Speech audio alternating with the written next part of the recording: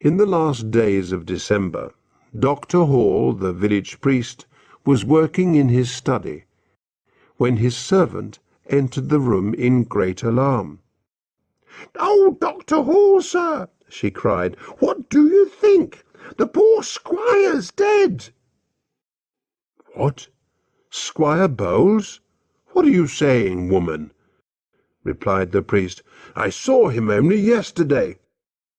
"Yes, sir, I know," said the servant, "but it's true. Mr. Wickham, the clerk, has just brought the news on his way to ring the church bell. You'll hear it yourself in a moment. Listen, there it is." And sure enough, the bell then began to ring, long and slow, telling the people of the village that someone had died. Dr. Hall stood up. "This is terrible," he said. "I must go up to the hall at once. The squire was so much better yesterday. It seems so sudden." "Yes, sir," agreed the servant. "Mr. Wickham said that the poor squire was taken ill very suddenly with a terrible pain. He died very quickly, and Wickham said that they want him buried quickly too." "Yes, yes. Well, I must ask Mrs. Bowles herself, or Mr. Joseph," said the priest. "Bring me my coat and hat, please. Oh, and tell Mr. Wickham that I would like to see him when he has finished ringing the bell." And he hurried off to the hall. When he returned an hour later, he found the clerk waiting for him.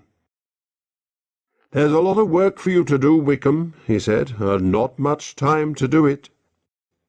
"Yes, sir," said Wickham. "You'll want the family tomb opened, of course." "No, no, not at all," replied Dr. Hall.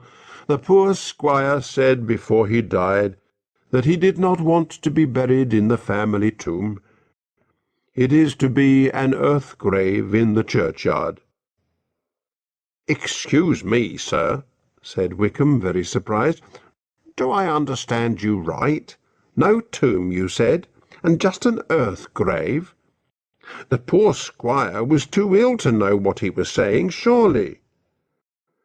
"Yes, Wickham, it seems strange to me, too," said the priest. "But Mr. Joseph tells me that his father, or I should say his stepfather, made his wishes very clear when he was in good health. Clean earth and open air. You know, of course, the squire had some strange ideas, though he never told me of this one.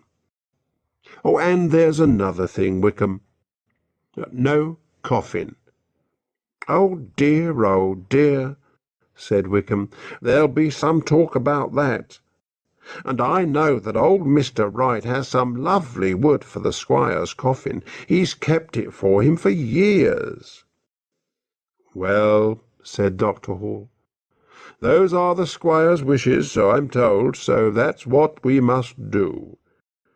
You must get the grave dug and everything ready by 10 o'clock tomorrow night. Tell Wright that we shall need some lights." "Very well, sir. If those are the orders, I must do my best," said Wickham. "Shall I send the women from the village to prepare the body?" No, Wickham, that was not mentioned," said the priest. "No doubt Mr. Joseph will send for them if he wants them. You have enough work to do without that. Good night, Wickham." He paused. "I was just writing out the year's burials in the church records. I didn't think that I'd have to add Squire Bowles' name to them." The squire's burial took place as planned. All the villagers and a few neighbours were present, and the squire's stepson Joseph walked behind the body as it was carried to the churchyard. In those days nobody expected the squire's wife to come to the burial. The squire had no family except his wife and stepson, and he had left everything to his wife. But what was everything? The land, House, furniture, pictures, and silver were all there, but no money was found. This was very strange. Squire Bowles was quite a rich man. He received plenty of money from his land every year. His lawyers were honest, but still there was no money. The squire had not been mean with his money. His wife had all she needed. He sent Joseph to school and university, and he lived well. But still he earned more money than he spent. Where was it? Mrs. Bowles and her son searched the house and grounds several times, but found no money. They could not understand it. They sat one evening in the library discussing the problem for the 20th time. "You've been through his papers again, Joseph, haven't you?" asked the mother. "Yes, mother, and I found nothing." "What was he writing the day before he died? Do you know?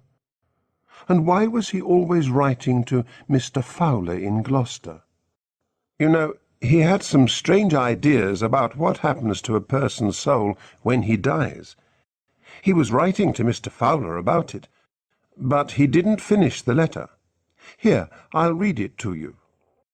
He fetched some papers from the squire's writing table and began to read.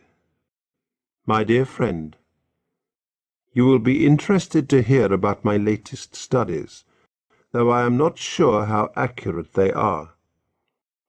One writer says that for a time after death, a man's soul stays close to the places he knew during life, so close, in fact, that he can be called to speak to the living.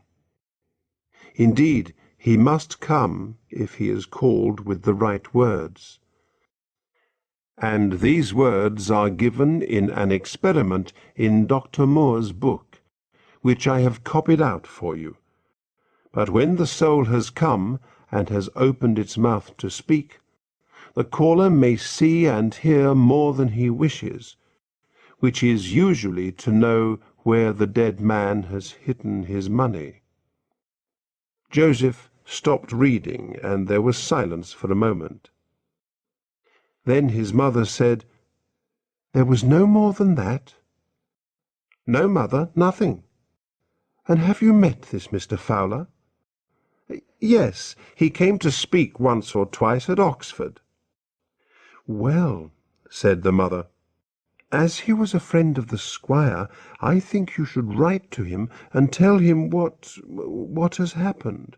You will know what to say, and the letter is for him after all." "You're right, mother," replied Joseph. "I'll write to him at once." And he wrote that same evening. In time, a letter came back from Gloucester, and with it a large packet. And there were more evening talks in the library at the hall. At the end of one evening the mother said, "Well, if you are sure, do it tonight.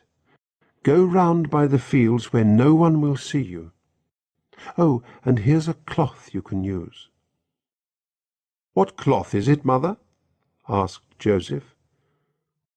"Just a cloth," was the answer.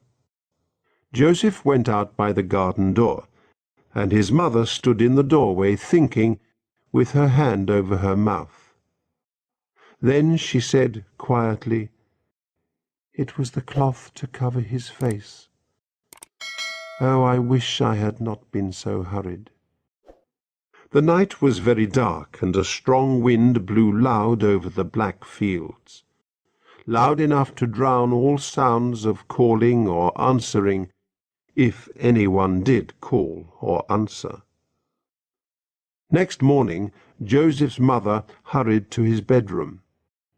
"Give me the cloth," she said. "The servants must not find it, and tell me, quick." Her son, sitting on the edge of the bed, with his head in his hands, looked up at her with wild, red eyes. "We have opened his mouth," he said.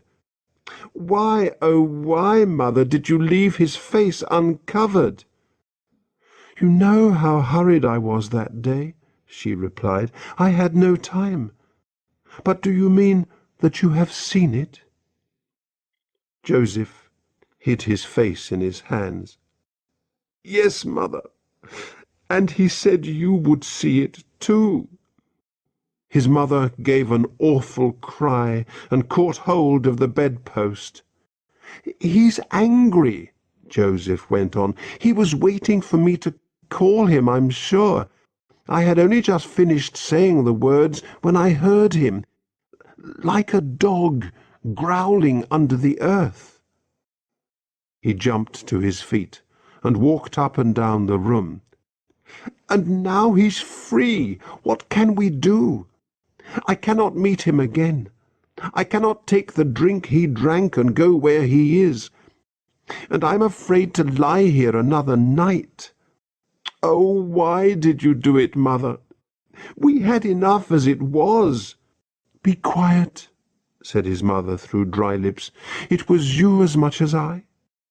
But why spend time talking? Listen to me. It's only 6 o'clock. Yarmouth's not far, and we've enough money to cross the sea. Things like him can't follow us over water. We'll take the night boat to Holland. You see to the horses while I pack our bags." Joseph stared at her. "What will people say here?" "You must tell the priest that we've learnt of some of the squire's money in Amsterdam, and we must go to collect it. Go, go. Or if you're not brave enough to do that, lie here and wait for him again tonight." Joseph trembled and left the room. That evening after dark, a boatman entered an inn at Yarmouth where a man and a woman were waiting, with their bags on the floor beside them. "Are you ready, sir and madam?" he asked. "We sail in less than an hour. My other passenger is waiting by the boat. Is this all your luggage?" He picked up the bags. "Yes, we are travelling light," said Joseph. "Did you say you have other passengers for Holland?" "Just one," replied the boatman, "and he seems to travel even lighter than you." "Do you know him?" asked Mrs. Bowles. She put her hand on her son's arm, and they both paused in the doorway. "No," said the boatman. "He keeps his face hidden, but I'd know him again by his voice. He's got a strange way of speaking, like a dog growling. But you'll find that he knows you. 'Go and fetch them out,' he said to me, 'and I'll wait for them here.' And sure enough, he's coming this way now." In those days, women who poisoned their husbands were burnt to death. The records for a certain year at Norwich tell of a woman who was punished in this way, and whose son was hanged afterwards. No one had accused them of their crime, but they told the priest of their village what they had done. The name of the village must remain secret, because people say there is money still hidden there. Dr. Moore's Book of Experiments is now in the University Library at Cambridge, and on page 144 this is written: "This experiment has often proved true. To find out gold hidden in the ground, robbery, murder, or any other thing, go to the grave of a dead man, call his name 3 times, and say, 'I call on you to leave the darkness and to come to me this night, and tell me truly where the gold lies hidden.' Then take some earth from the dead man's grave, and tie it in a clean cloth, and sleep with it under your right ear. And wherever you lie or sleep, that night he will come and tell you truly, waking or sleeping."